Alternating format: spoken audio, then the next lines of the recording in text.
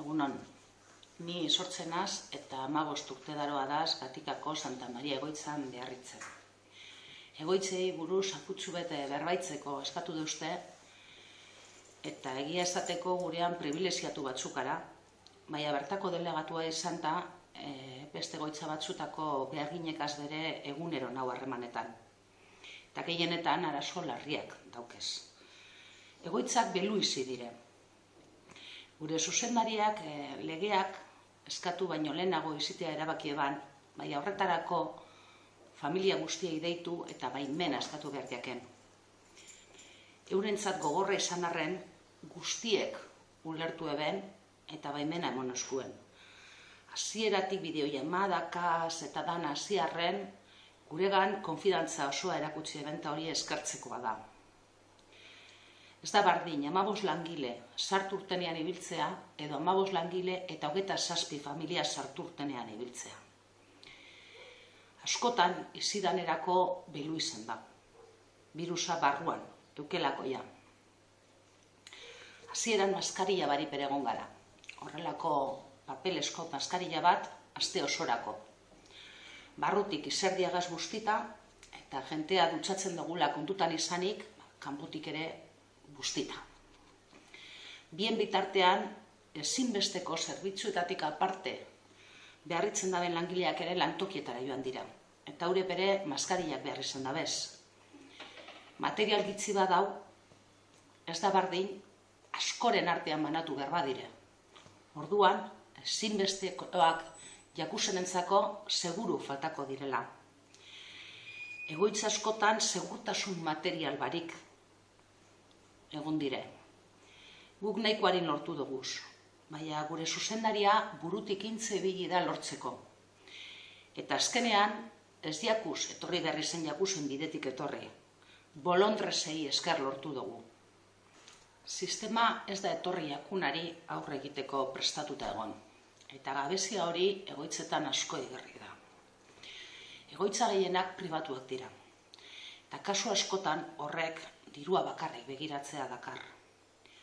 Bizkaiko diputazioa da titular publikoa. Eta ez deutze egoitzei inolako lehentasunik emon. Horrek arazoa areagotu egin dau. Material falta, langilentzako informazio falta eta barreri, test falta ere batuiako. Egoitzetatik kanpoko jendeari ere eziako testik egin. Eta guri ere oraintzu hasiakuz. Test barik ez dakigun nork isolatut egon behar dauen. Eta hori jakitea ezinbestekoa da birusari aurre egiteko eta ez zabaltzeko. Gurean, honetan ere sorte handia eduki dugu. Eta bai langileak eta bai bertan bizitirenak ere negatibo emon dugu guztiok. Inor ez dago eskutsatuta, danok argi. Baina egoitza askotan ez da sorte hori eduki. Eta orduan gauzak askoz gatzagoak eta gogorragoak dira. Ia oraingoaz, danok ikasten dugun, osasuna eta zaintza beharrezkoak direla, ezinbestekoak direla. Eta hor, ezin dugula beti diruari begiratzen egon. Langileak izatetik aparte, pertsonak ere bagara. Eta egoera honetan estres izugarria daukagu. Egoitzan, koronavirusagaz kutsatutako gaixoran bat badaukazu, zer esanik ere ez. Pertsona hori aislamenduan eukiarren oso ondo zaindu behar da. Eta horretarako sartu eta urten askotan egin behar dozu bere gelatik. Eta era berean, besteak eskutsatzea ere lortu behar da. Baina gaixorik eukiezarren, lehen baino behar askoz gehiago daukagu. Egoitzara heltzen den guztia guk sartu behar dugu. Egiten ari zaren aitzi, kanpora urten, esnea, komuneko papela behar den guztia hartu eta zuk sartu eta kolokatu behar duzu. Barriro karroa kanporatara eta gero zure beharragaz jarraitu. Alik eta pertsona gitzien barrura sartzeko. segurtasun materialain intni eta kentzen ere denbora asko galtzen da. Erabiltzailea bere familia baritagoz, eta normalian baino maitasun gehiago emoten saiatzen gara. Egoitzetako ratioak beti izan dira oso basuak. Beti egon gara langile gitzi. Eta oraingo egoera epe luzera ezinezkoa bihurtzen ari da. Guzti horreri estres emozionala ere batu behar jako. Langile okara egoitzara sartu urtenean gabiltzanak eta birusa barrura sartzeko beldur handiagaz bizi gara. Gure familiak ere badaukaguz. Nik esate baterako umebi daukadaz. 11 eta 7 urtekoak. Eitz 12 ogitzen du, etxetik kanpora behar. Bat ere ez gauz telelanean. Koronavirusa dela eta ezin dozu sinogaz itzi.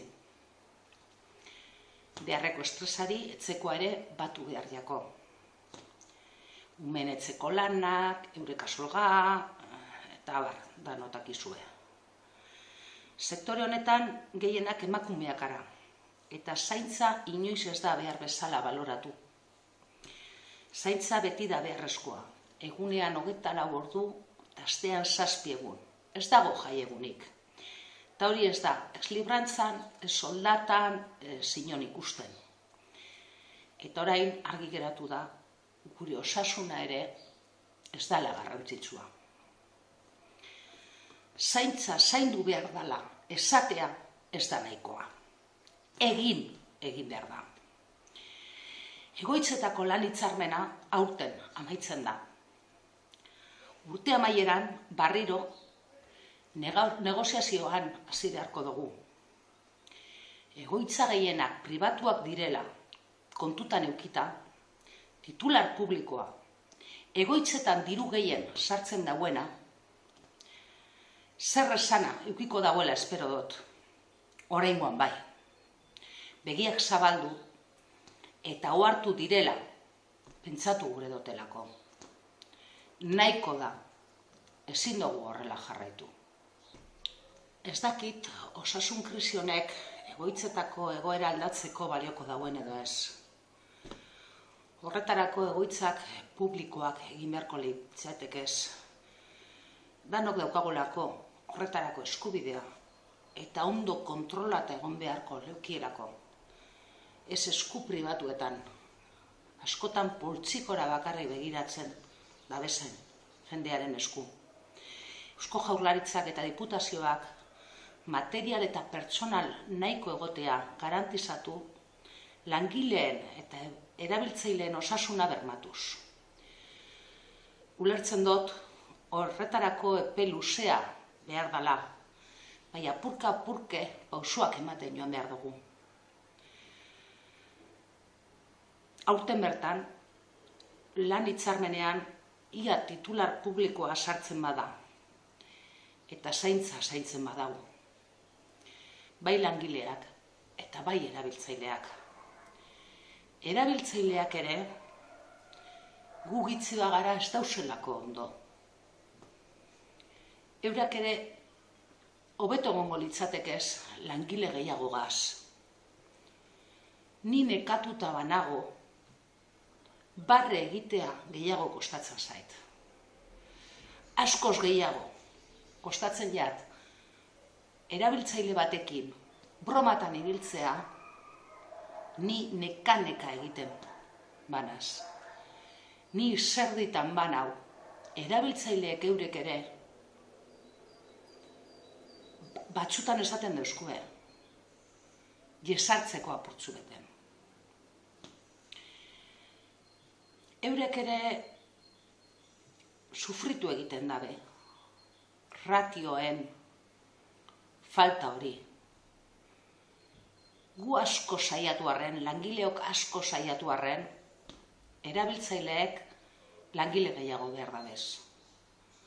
Eta guk ere bai osasunagaitik.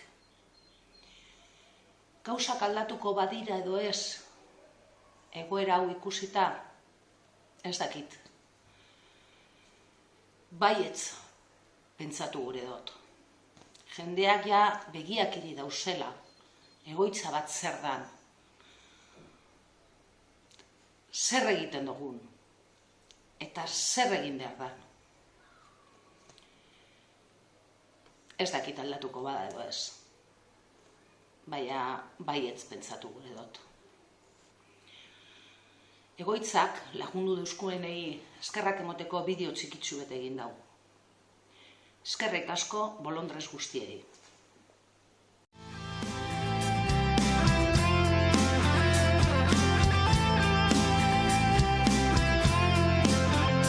Nork esan du ezinezkoa da, nork onartu hori ala dela, zaila bada ez da zinezkoa, zaila bada badago lotzea ta eroriz ikasten bada oinez has gaitezen bidea egiten.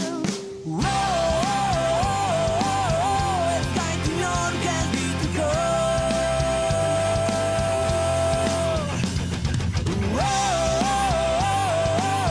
ez gaitu nor geldituko. Nork esan du ez dago lotzerik, nork esan du ez dut gaitasunik, zaila dena, zaila bada berez guk dugu, zailago egiten, ta eroriz ikasten bada